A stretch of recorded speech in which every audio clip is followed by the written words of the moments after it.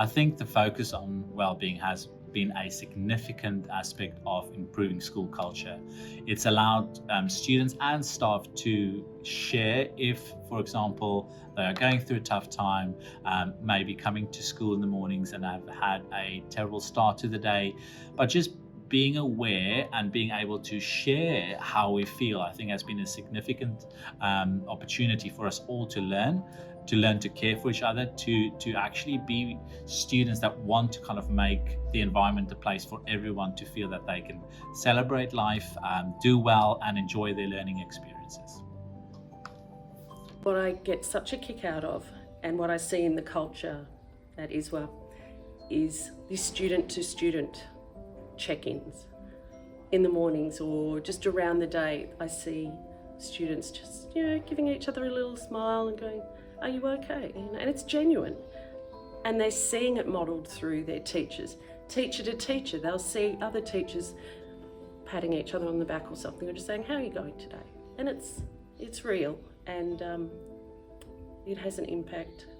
There is never a space where we can't take a second and say to someone, "Are you all right? How are you today?" I think that's incredibly valuable. We're dealing with we're emotional community-based beings. It's the only way to work with people.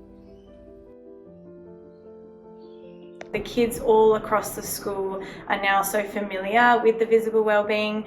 They use it every day, whether it's in the classroom, outside when they're playing. They're all familiar with the literacy. They all identify it in a positive way. And staff as well, we have seen a positive culture come about since we've been doing the program. So I think it's been a really positive program in our school.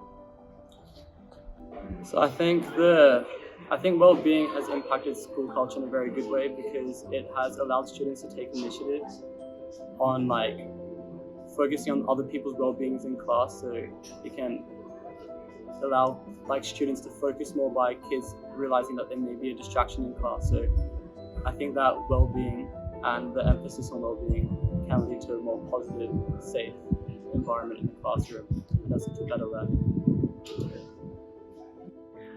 Oh, I think it's been amazing. I think a focus on wellbeing for the strategic goals of the school and the commitments of the school has been wonderful, because it's elevated the conversation. Everybody's talking now about wellbeing and has a greater understanding about what wellbeing actually is.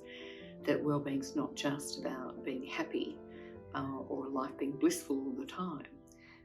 It's also encouraged people to use the language around wellbeing and to be invested a little bit more in the research behind wellbeing, because it's an enormous area.